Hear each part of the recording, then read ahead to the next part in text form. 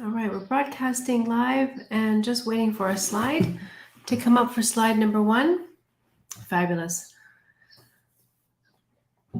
Tech, I don't have audio, so it's a challenge, but I'm going to proceed because we are on the hour and I think it's important for us to start on time. We've got guests from around the world. So Tech, Latoya, once I am able to have audio, I'll give you a thumbs up, all right? All right, without further ado, welcome and thank you for joining us today for the opening reception of the second iteration of the Atlantic World Art Fair. If you're new to us, we did start this project last June and we have archived that experience on our website. It gives me great pleasure to acknowledge our ongoing partnership with Artsy. Having a seat at the Artsy table is an essential element of the vision for this fair. One of our goals is, of course, to develop relationships with art collectors from around the world, and Artsy's platform reaches over 4 million art lovers, and that's simply remarkable. Thank you. Also, deeply thanks to the commitment of support from our title sponsor, Butterfield.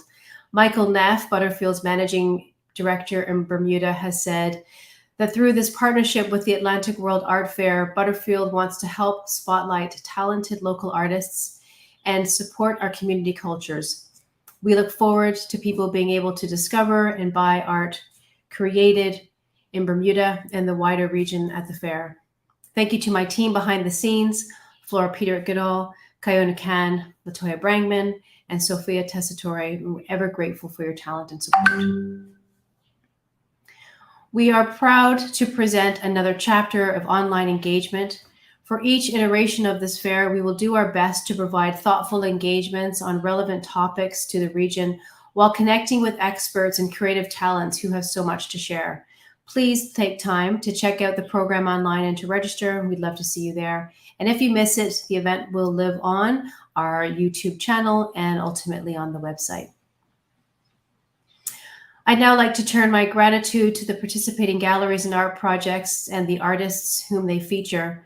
We are 12 entities and 94 artists, and the fair showcases 353 artworks. For the numbers people, that's a sizable growth from last year.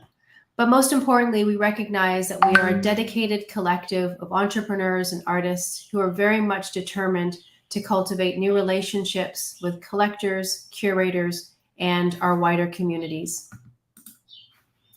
We share in the vision that engagement with the global marketplace is imperative to our success, and we appreciate that by working together, we are stronger. This spirit of collegiality is critical today, as Bahamian artist Dee Dee Brown notes in her artist statement. As we move through a time of unparalleled suffering, torrents of political, social, and national upheaval, there is an overwhelming sense of powerlessness within our communities. And yet, in chorus, there is evidence of the most profound response to these crises, particularly in the form of art as a means to combat that division. By working together, supporting each other, serving the artists we adore and are dedicated to, I believe we have the capacity to steer our ship. I'm gonna get emotional. We have the capacity to steer our ship through these choppy and uncertain waters, and we do so with the strength of our ancestors. So we work together to forge these new paths into the future, and I'm so delighted that we're here today.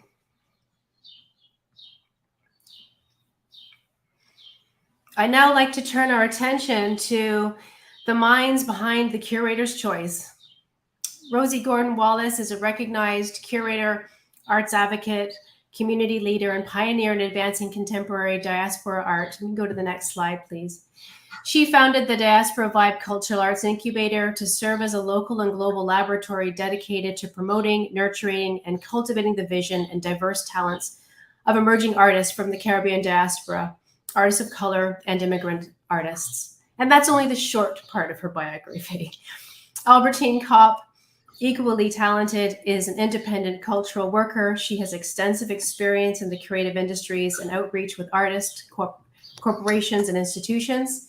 She works as an independent consultant for cultural projects and is the founder of the Caribbean Art Initiative, a nonprofit program funded in 2019 that supports and promotes contemporary art from across the Caribbean. Thankfully, I can hear you and I can engage in your conversation. And without further ado, I want to turn it over to you as we hear your thoughts regarding the Curator's Choice. Good morning, everyone. Hi, Albertine. Good morning. Good morning, Rosie. Good to see you. Good afternoon. Good afternoon. You're in Europe, and I'm here in beautiful, lovely Miami-Dade, Florida. You and I have had the distinct pleasure of having this conversation and pride, and we want to thank Lisa for her hard work in putting this vision together. Lisa, we understand the emotion, and we know the responsibility of this charge. So don't apologize for the emotion, because we get it. We understand it clearly. Albertine, how are we going to kick this off? As I look at, I think we're going to start and look maybe at the 12 galleries. There was like really fast going behind Lisa when she was speaking, right? And I think it's important first also to raise the attention and say that it's the second year. So Lisa, congratulations for keeping up.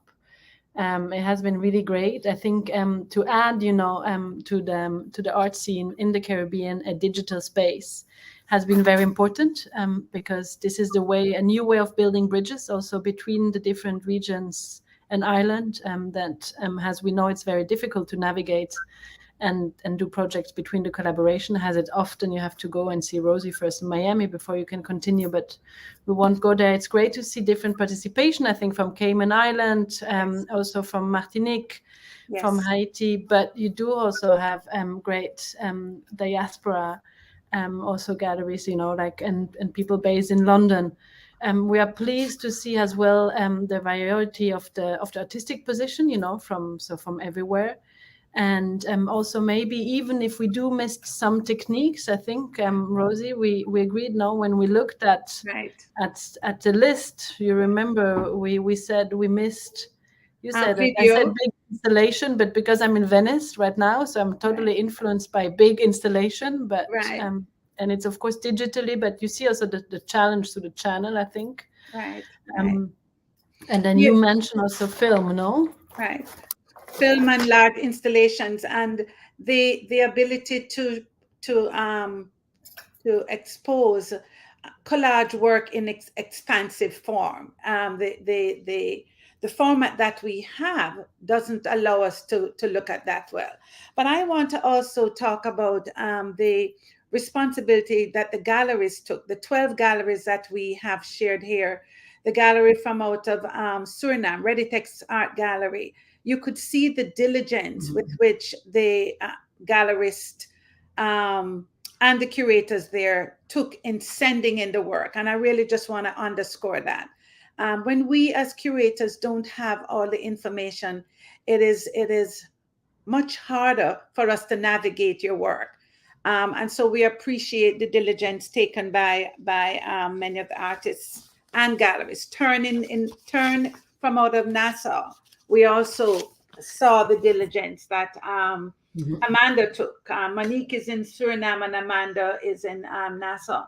But I thought, Albertine, that we wanted to kind of just talk about the touch and feel of the work. I mean, I am so proud. I've worked in this field for 26 years. You and I are both independent curators. There was a rhythm to the work that we saw on this platform that Lisa has put together. It is not the best way to show the work, but it is the way that the Artsy program delivers it, and we're very appreciative for the platform. But let's talk a little bit about the rhythm of the work. You brought up when you and I spoke about the naive outcome of work from the Caribbean, and that there was not a lot of representation in that genre. We talked about ceramics. We talked about the expression that folks that look at work from the region expect to see readable images, right? Images that they can look at with frontal gaze and not have to, perhaps not think too much. we had a nice mix of work in this portfolios from the different galleries. Remember, you and I said, Albertine, that this is not an exhibition. You know, No. Lisa is listening in. This is a fair. And so the selection of the work for the fair is as important as the work. Right? And how they presented. I think also, how they presented. Remember, we said the one good thing is it's a fair, it's commercial, it's for sure. There is an interest of selling, which is normal. It's what we're just discussing is here also in Venice with some people with that art market who would all not exist. So this is a reality. We are not criticizing it at all. And I think which is well featured next to the artists is also the different models. No, something that is very particular in the Caribbean. As you have different models, you have traditional gallery models that we know has like tradition that really do a work with the artist, a representation, a placement and collection. You have all the ones like Espace, I think, d'Art, like in Martinique. Caril has done very much, also being linked, lived abroad. But then we were saying, thanks to like old players or like people with like a lot of knowledge. Yeah. Exactly, Curacao. I think that's definitely a new model. The Cayman Art Week. Natalie has done a fantastic job by bringing it actually to life first within the island, has an event, and now having a digital presence. Right. But then you have also again new galleries coming, like Turn Gallery. Right. That was also already represented at art fairs, Untitled, I think last year. No, yes, an amazing job. Those like three ladies are doing. It's fantastic. It's great to see, and then the older, like in Curaçao, remember we were saying like Alba Blue, where you have different position. Maybe the list of artists that they represent also at Artsy are not artists that they follow like all year long or work. But have like also more specific projects. So you see, this is also how you see, I think, also the choice of how they represent it and with who they work. No, so you bring also a very different view. I think the view it's a big collaboration between the artist and between the galleries that gives you also like the representation. Albertine, remember also that we talked about the fact that the region is not a monolithic region. No. And that we have antiquity from the Caribbean. And so when you have the audacity to present a fair, we have the challenge of presenting emerging, mid-career, and masters. And I'm not sure the art world sees us as this really complex space. I think of artists from Suriname that are in their 70s that have been working for 50, 40 years. Whose work is really mature. And so the challenge becomes, how do you juxtapose an emerging young artist and an emerging young gallerist, right? Like Turn, with an established representation of multi-talented, multi-careered, in other words, emerging mid-career and masters, like from Reditex in Suriname. So, and my girlfriend in Curacao, who you and I know has been working for 30 years, pushing the field with the artists. So we saw these, we're not saying it's uneven, but we saw the difference between the emerging work and the mid-career. We also thought that the digital image sometimes does not work well with the work. So for instance, if the work is a very abstracted work, we were not able to expand it so that we could digest the work. But many of us, both Albertine and I, knew the artists before. So we had a pre-knowledge of what this work would look like on a different platform. So these are some of the challenges we had. We spent a lot of time, folks. This was not a casual engagement. Albertine and I met early morning. We took this responsibility really seriously, because we understand that on the international stage, it is important for us to always put our best foot forward, which is what the gallerists did. And so I want to take a little bit more time to talk a little bit about the responsibility of the gallerists in the region and how it is that they financially support their artists and the challenge that they have in selecting the work. How do we know in a 2-year program what works best, Lisa? How do we know what our buyers are interpreting from what we show them? Luckily, the platform also allows you to look at the expansiveness of the work. You can go to the websites. We encourage you to look at the artist and do a little bit more deep dive in finding out about the artist. And we also encourage other galleries in the region to jump on board, because this is our only platform, really, internationally. And in the time of the art fairs, Albertine is in Venice. For her to be able to call some of these names with her partners and her colleagues, it is really a big deal. So maybe I'm just touting Lisa's platform too much, but I really want to underscore how important it is that we pay attention and get better, learn from the mistakes and get better each year to be on this international platform. Yeah, just to say one thing about it, because we do know that many fairs have encouraged galleries who feature artists from the islands and from our Atlantic world. It's just that this particular venue starts with us, and we place a circle around our oceanic geography, and we say the story starts here, versus capturing our identities and narratives and creative talents kind of while they've already gone to the continents.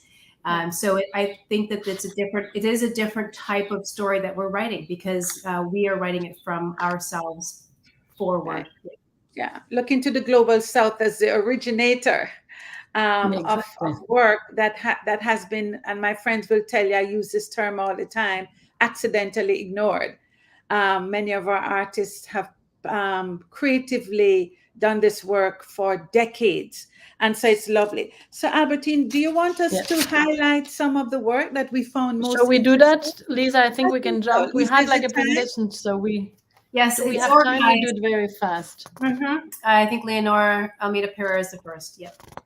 Because it is nicer to actually go through like visual, at least some visual images, since we're online.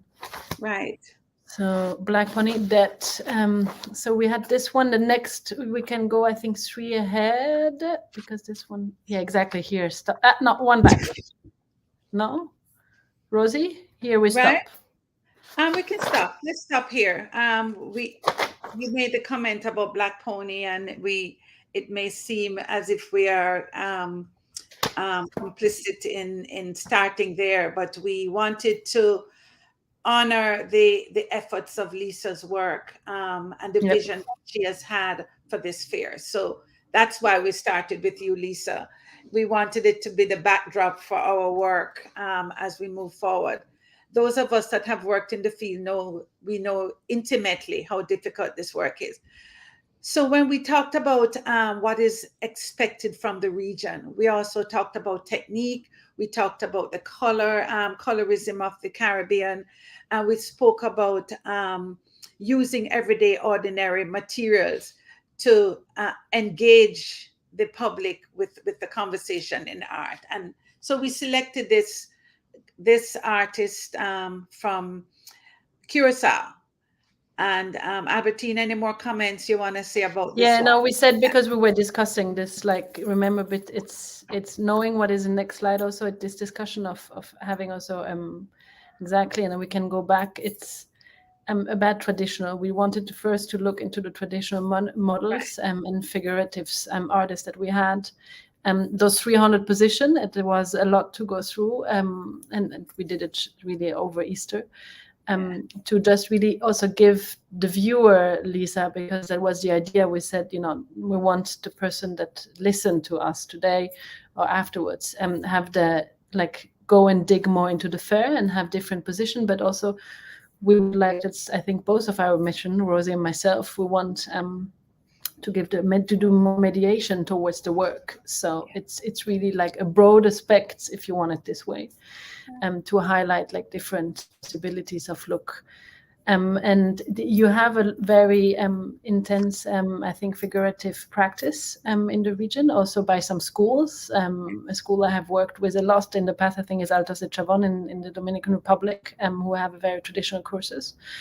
And so it is a base. But I love work on paper myself. And I think it's like drawing is a very important base to be able, and so many big artists who will see it also. And also I think at the end, we're very well-known artists from the region who are also represented, there is a big tradition into this work. Then jumping to another subject, I think we can go to the next slide, is going on how important digital spaces are and can bring forward new work. Yeah. There's not new, but I would say position that would never been featured. You remember, Rosie, we said it would never been featured. We were discussing it about also auction houses, Right. How little representation we have in general, and it has like such a work as Court Nahar to see this. It's extremely, I think it's unique for the public, and it gave Lisa, you gave the platform actually to have it global. It's much more than just seeing it at a small fair now. I remember how surprised you were when you saw it now through the list, when we went through the list. I also want to talk and encourage our artists, because we're doing this for you artists. This is why we've spent these hours. The work from Kurt Nahar references a particular movement in art history, the Dada movement, and so this artist is using found objects, and if you look clearly, it's an oil bottle, it's a colander put together just as Duchamp did when he did the toilet and named it, and it's art. We are not seeing a lot of this work coming from the region. So I really applaud Monique at Reditex Art Gallery in Suriname for putting forth this work. This is not work that you usually expect our buyers to from our region, buyers globally perhaps, but from our region, buyers to select. And so we wanted to show the expected, the figurative, the colorism, the work that is probably digestible from the region, and to offer this really contemporary me grandma Sandy from Kurt Nahar and it's a brand new piece from Reditex Art Gallery. And encourage so it's nice more of this work. Yeah. Next slide. Exactly. Here it's again, and then next. Richard Hall is a staple. I mean, if you're Jamaican and you have not seen Richard Hall's work over the years, and I ask you to look again. Actually, in my office, I have in our catalogs, I actually reference the catalog to see how the work has advanced. We cannot have this conversation without mentioning Edna Manley, College of the Visual and Performing Arts, and the work that we go all the way back to Boxer. Remember, Albertine, you and I talked about how long David Boxer worked in the field, and Morrison. And so we reference the tradition of painting that is coming from out of the English-speaking Caribbean. And this piece, though simple, is a very endearing piece. Both of us ended up on it. We looked again for the color. We looked again at saturation. We looked again at, this is a fair, keep reminding each other that the gallery's Olympia Gallery has been doing this work for years. And so when a gallery selects a work for a fair, they're doing it. They're juxtaposing, showing excellent work, but understanding that the audience to a fair is coming to collect work for their homes and offices, and please, for your museums. We encourage you to look at this work for your museums. So both of us talked about the brush strokes. We did the usual curatorial speaks. We both went off on tangents with this work. And I depended on Albertine because she's in Venice now. And we said it about 3 times, but she is in Venice. And she's fascinated with what is happening there. But this beautiful imagery of an everyday, ordinary scene from the region, the body language of the little boy, or it could be a small man, I don't know. And it's wonderful. Remember, we said also it remembers us to the past. Now we said that we in this discussion, when we started to look really at the painting at the traditional way, when we had this discussion, we also said that we have to also remember here. I know it's like not everyone can represent those artists. There are already 300. We couldn't do. I think we could do 500. Lisa, you can extend.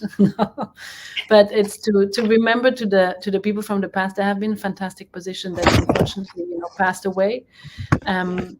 since we started then to speak after like speaking about like how the younger generation is inspired by older positions that are passing away. We spoke a lot about Belkis from the Dominican Republic, and who we Cecil think Cooper, who was passed. We called Cecil's name in our conversation as well. Exactly. And also Tony. So we had all those positions that I think it's very important also to look at and in the future, because you see it in younger, I think, generation.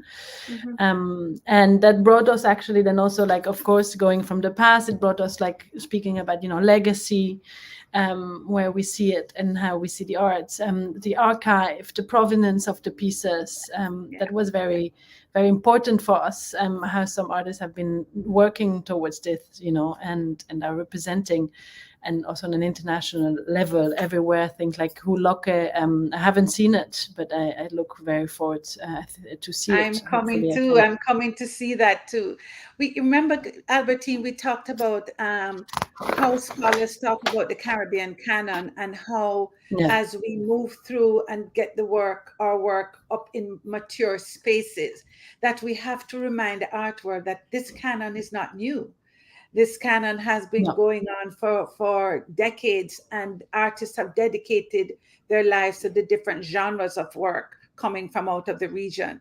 And so, again, this platform allows us to show what we think, some of them as familiar patterns, some of them as familiar offerings, but also to poke you to step beyond the familiar and think about other ways.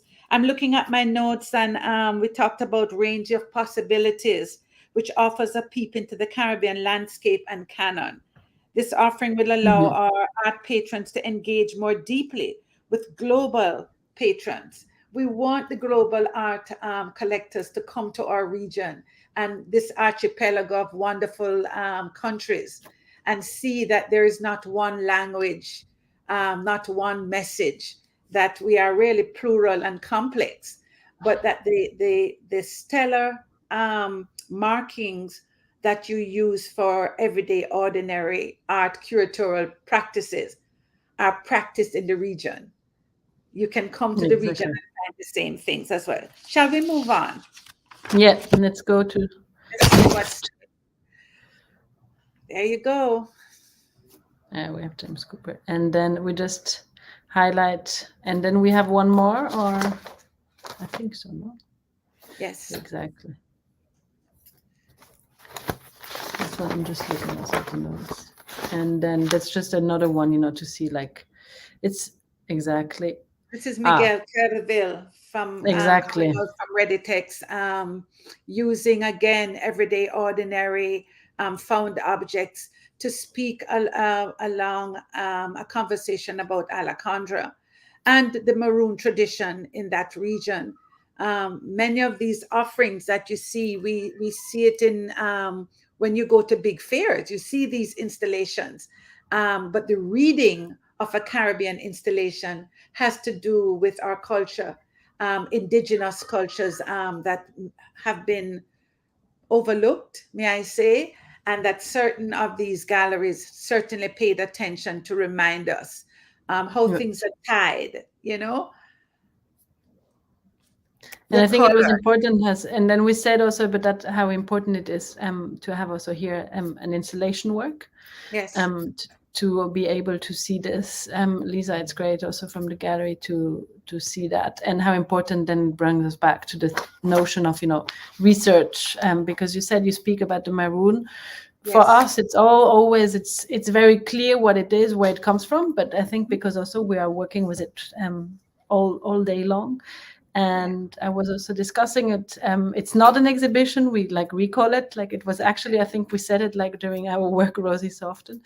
But it's also when we do exhibition or present work in general. It's we cannot take it for granted that the person is going to see it, understands it right away, and know those notions. So it's we see it also, and I see it as our work to bring it, to take them by the hand, and to build bridges. So this is where it's great to have a fair also with so much an introduction.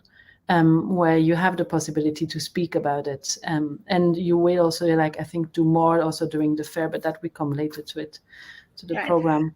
And just to add to that, Yeah, Go just to ahead, say, Lisa. just to add that, because the risk taking that's taken by the artist as well as the gallery to make that selection for this, That's right. where we don't have the dimensionality, like you said, and we don't have the wider context for understanding. I feel like that this kind of artwork placed in the fair is actually a harbinger of the physical experience that will happen once we have met, once we actually land wherever world. That that the collectors and our audience can already know that they can expect this type of thing, right? I agree. Yeah, I think it's the beginning of more. Mm-hmm. Yeah, I want to just underscore the title. We found, we went, folks, we did a really, I'm patting us on our backs, Albertine, because we spent so much time on it. And this piece is called The Negro Bible, a non-existent manual. And it really pokes to indigenous culture that has been ignored for a long time on the global scene. So here we highlighted this. We talked about color. We talked about the reference of the rag in Carnival. We talked about the rope, what it means, the trauma and memory of that, and the found objects that he's using, paper and wood. Some of the symbols that you see in the Afro-Cuban culture.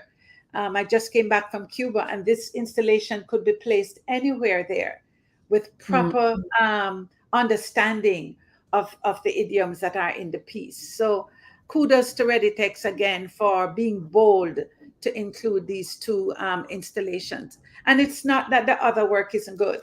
It is that in this global conversation, during this time of these huge art fairs, where installations like Simone Lee's has an entire pavilion, that we want our work. We see our work on these spaces, and we encourage artists to be fearless and to be able to offer us this expansive conversation around your work. We can go to the next one. Yes. I think we have another one. And then, just this one, it's again figurative. And then one more. Scala, exactly. And then Christopher. Yeah. Let's go back to Cornelius. I was just Cornelia, and then it's Christopher, because I think we end with Christopher. Yes. Cornelius is a young artist that really young, just coming out on the art scene and getting quite a bit of attention. There were some really interesting conversations in this piece that both Albertine and I talked about. We talked about the familiar again. When folks look at something, they many times, especially if it's not an educated eye, many times they look for the familiar. But the familiar has to be done in a way that makes it come off the page. And certainly the technique of this young artist who is Jamaican and who just graduated, I think, 2 years ago? A year and a half? I'm not sure. 1 year and a half, with pandemic. A year and a half ago, presented by Susie Wong Presents, coming from out of the Caribbean. So next, and then we have, I think, one more. And then we have, I think, Christopher Kozier's work. Yeah. You and I argued which one we were going to show of Christopher's work. If we would know, no. Yeah. We have been and it's glad. I think we have been very this is an earlier drawing from the series he is showing. Right. Where we spoke about, and this is where I think also how we closed up our discussion. Yes. Because it's Christopher here has an artist, I think. But we can go back to Christopher. But it's Christopher has an artist which is represented, that is very important.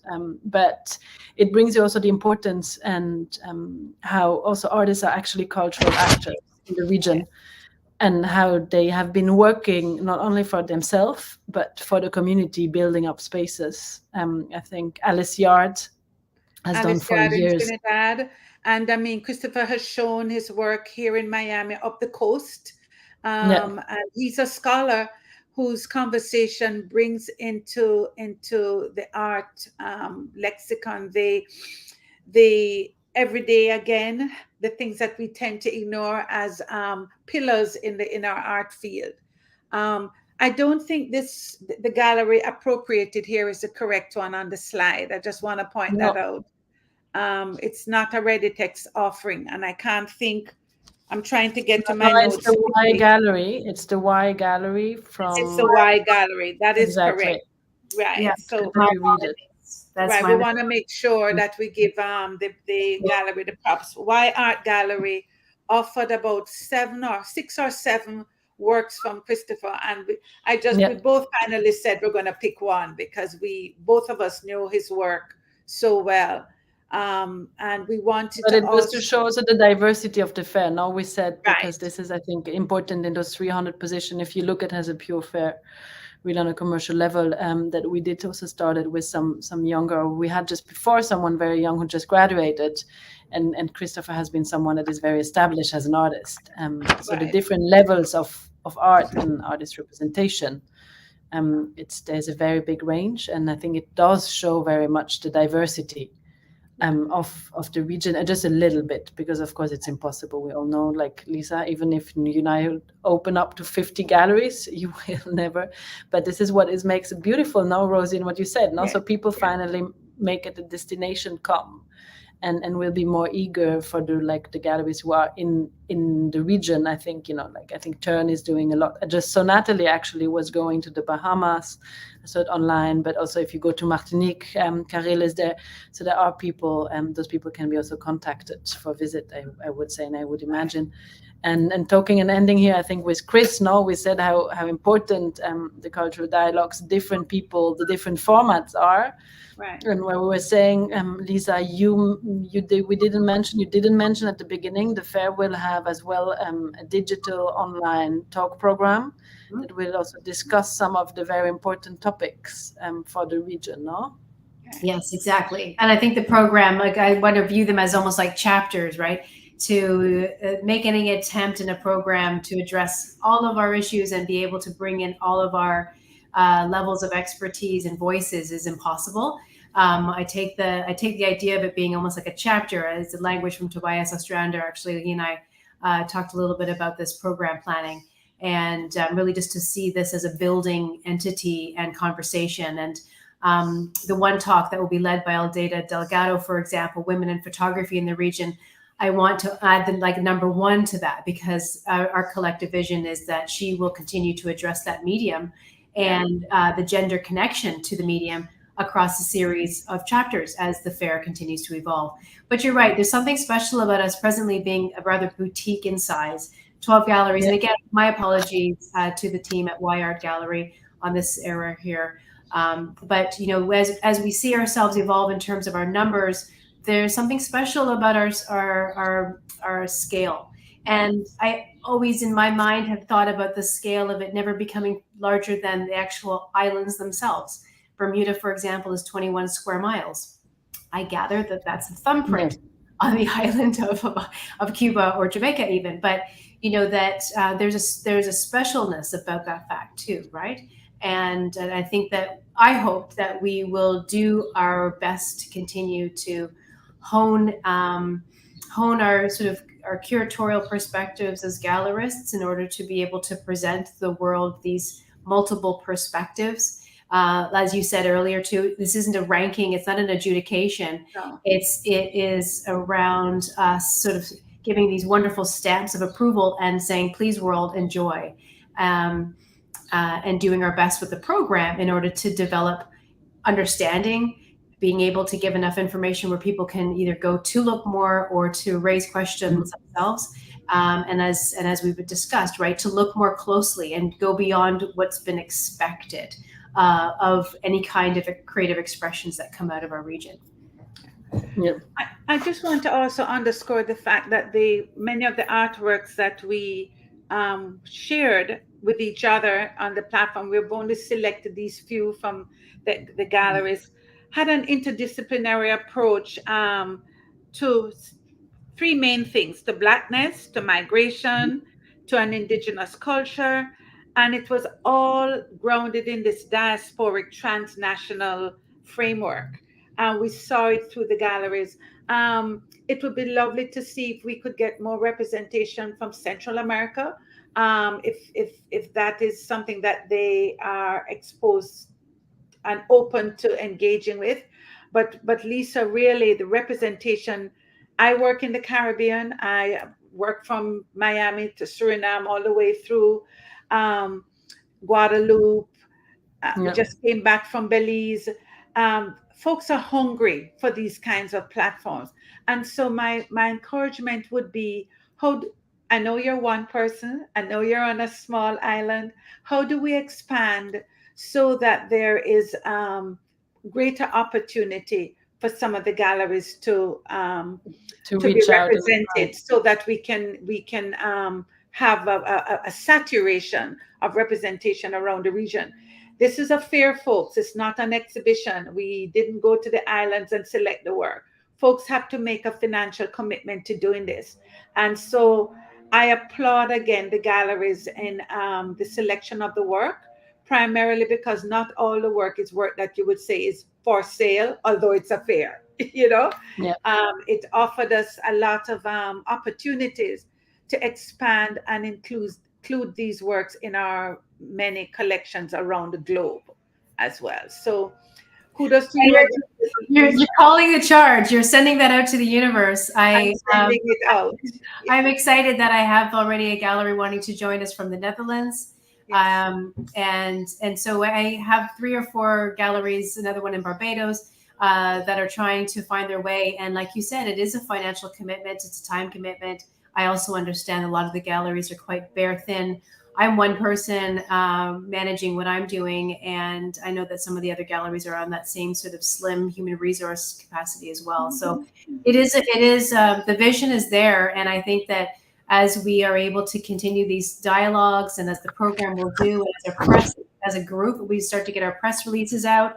I really hope that I have more sort of like, you know, emails in my inbox that are making that request to be considered for joining, and hopefully we can continue to evolve this space. Yeah. It is about financial success. We cannot be afraid to say it. We want you to purchase the work. We want you to collect these artists, and we are encouraging a sense of global curiosity around the region. So that if you look into, say, Olympia Gallery, look to see what their stable of artists are that were not represented here, and certainly take that credit card out and purchase the work, so that the artists can benefit. Yeah, absolutely. We can't overlook the economy. I've had a recent conversation with some artists who are quite shy, I think, about the idea of being in the marketplace and their personal valuation, and separating, I think, is the conversation, right? Separating the product, their creative product, from their personal. And that we really can't continue. We can't continue unless we do have that economic evolution. So it's a spinning wheel, and we need that energy to keep our momentum. I want to also introduce the conversation that Albertine and I had about how do we get our work to auction. You know, there is a landscape that happens as artists mature. And I go to the auctions, not frequently, but often enough, and we're not represented. So this is another way that this platform allows collectors, global collectors, to see the offerings from our region and to be able to offer some of these opportunities moving forward. We didn't talk about NFTs. There were no NFTs in this offering from the galleries. I am a baby in learning about NFTs. I'm curious. I won't share my opinion, but it is something we have to mention because we see it daily now in my inbox, folks offering their artwork in that format. So how it is that we straddle these movements, and at the same time pay attention to our drawing, our installation, our ceramics, our metal work, all of these creative paths that we have in the Caribbean, where we have really skilled artists doing the work. Just to comment that we will have a panel discussion on NFTs in the digital age as it relates to our region on May 4th. It's our final panel before the closing reception on the 5th. Can you say just, Lisa, maybe all the panels, or do you have a chance to just? I don't have that document right in front of me, and I'd be remiss if I missed something. But we do have a panel discussion on Friday, hosted by ReadyTex Art Gallery, on magic and the visual conversation. And then next week we have 3 panels. On Wednesday, the 27th, we have museum approaches to the region, featuring Roxanne Silent from National Gallery Jamaica, Julie Crooks from the Art Gallery of Ontario, and Maria Elena Ortiz from the Paris Art Museum, Miami. And then on the 28th, next week, on the Thursday, we have women in photography in the region. And on the 29th, on Friday, we have a panel discussion specifically on contemporary art coming out of Haiti. And then our closing week, we have a panel on the 3rd, creating alternatives, looking at conversations like you mentioned, Alice Yard, but this idea of let's think and talk a little bit more about some of the opportunities for our artists, in particular for residencies and alternative programs like Cayman Art Week. And then, as I said, the final panel on the 4th will be on NFTs and digital art. And then our closing reception conversation with Maria Elena Ortiz again and Melissa Messina. It's a full program and a very rich one. It's rich. It's really rich. Thank you. And I think you've been able to tap many of the minds throughout the region working in this global space, and in particular looking to the global south for their creative challenges and encouragement. So yeah. And just to say those are only a portion of the panels that are able to take place because so many of our colleagues are so busy. And whether they are at the Venice Biennale experiencing that, or they're just so tapped with personal projects, publications, etc. So there's a lot going on, and it's a very exciting time. I'm conscious of the fact that it's coming up to 10 to the hour. I know that Albertine has a hard stop in 4 minutes. Yes. Doesn't lend us much time for a question answer, but if there are any questions, if you can, please put those in. I see some nice comments from people saying thank you to us from around the world. Thank you so much for joining us. It looks like we've had a nice turnout. And of course, this event will live on, and it will be recorded living on our YouTube channel. So for those who weren't able to attend, thank you, Edward. Please forward this around the link. We'll make sure it's on the website. Tanya Dedunes from Miami, our ED. Thanks, Tanya. I brought my own coffee. Again, yeah. And I saw Michael Elliott earlier, and Diraj from Suriname. The people are paying attention.